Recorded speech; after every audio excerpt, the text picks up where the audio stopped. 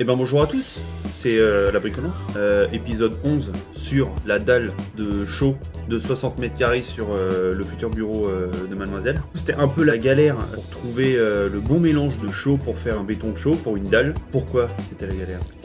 Pour beaucoup de raisons. La première, c'est que le mélange doit être assez compact pour se tenir et pour qu'on puisse faire les niveaux sans que ça s'affaisse entre guillemets. L'autre gros problème qu'on avait, c'est que le mélange collait à la bétonnière. On a une bétonnière aussi un peu spécifique qui ne s'incline pas.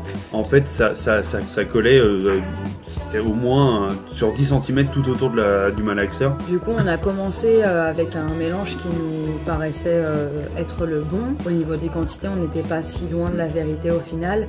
Par contre, de ce qu'on avait pu voir jusqu'à présent, d'autres personnes qui faisaient des dalles à la chaux dans leurs bétonnières, qui sont du coup des bétonnières plus classiques, qui mélangeaient en fait à sec la chaux et le mélange sable-gravier et ils rajoutaient seulement ensuite et au compte-gouttes entre guillemets l'eau. C'est du coup ce qu'on a essayé de faire, ça marchait pas. Du coup, on a essayé de mélanger avec d'abord un fond d'eau pour en se disant que ça éviterait peut-être que ça accroche. Donc mettre un petit peu d'eau, puis la chaux et le sable gravier, puis encore de l'eau. Ça marchait toujours pas et du coup on a posé des questions, on s'est un peu renseigné et on a fini par trouver la bonne solution qu'on vous explique juste après. Bon, troisième édition, on s'est beaucoup renseigné, on a appelé des gens de Saint-Astier. Saint-Astier, c'est les plus gros fournisseurs de chaux et donc c'est ceux qui sur le principe s'y connaissent le mieux. Ils ont quand même répondu à nos questions jusqu'à ce qu'ils finissent par nous demander est-ce qu'on avait acheté la chaux chez eux et qu'on leur ait dit non, ils étaient pas contents. Le mec a raccroché. Donc on a appelé les techniciens de Calcia ou un truc comme ça pour leur demander comment ça se... Enfin pourquoi ça colle, pourquoi on n'arrive pas. Donc il nous a dit mais il faut mettre l'eau avant. Ensuite on était sur YouTube, on a trouvé une vidéo de je sais pas quel truc où la nana disait qu'il fallait mettre l'eau avant. En fait on met 20 litres de flotte et la chaux. Et on mélange le tout pour faire une espèce de soupe laiteuse un peu, voilà. Que ce soit vraiment... Et ensuite seulement on rajoute le mélange. Donc croisez les doigts avec nous, s'il vous plaît, pour que ça marche. Parce que là, on en a à ras le pompon. Bon, on essaye ?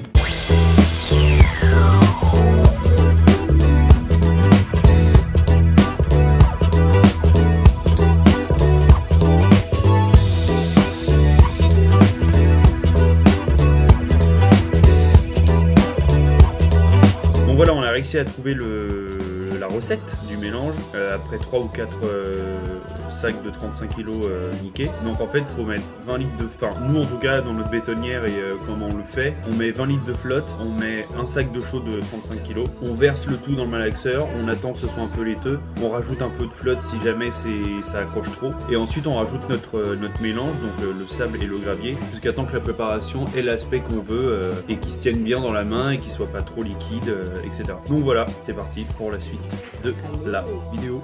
C'est parti!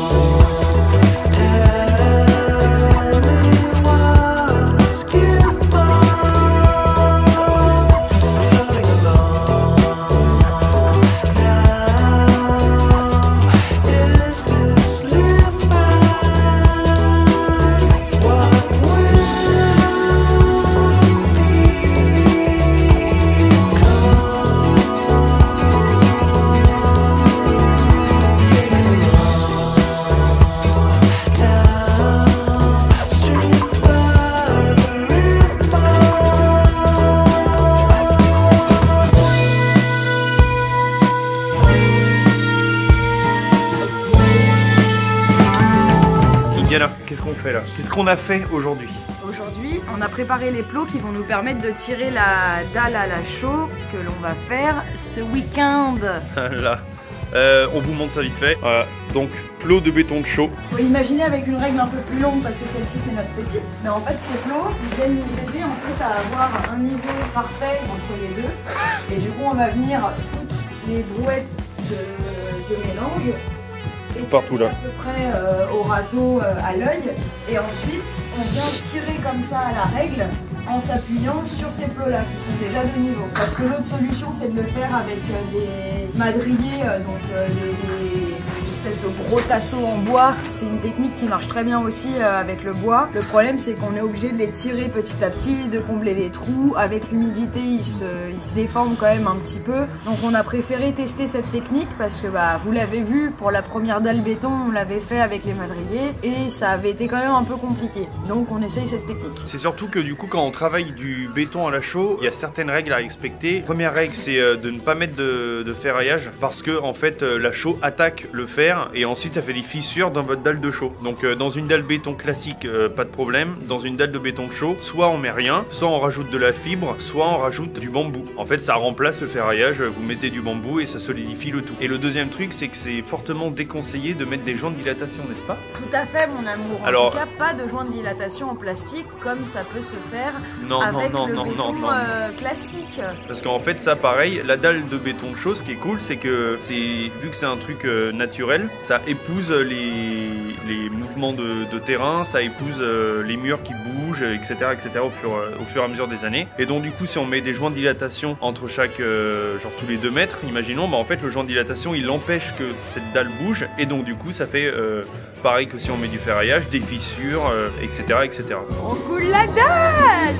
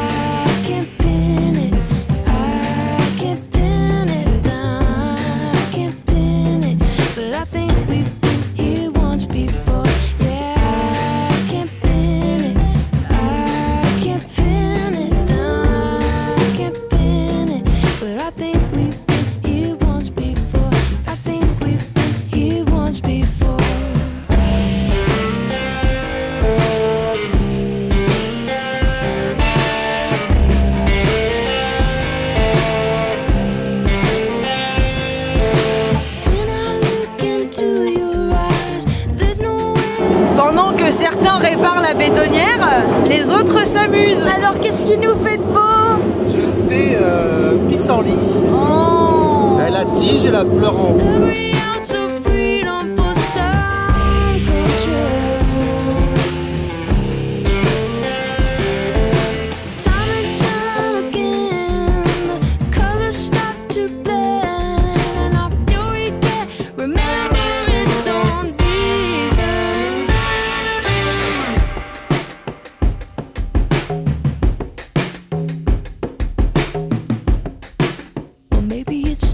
Et ben voilà, du coup cette vidéo est terminée.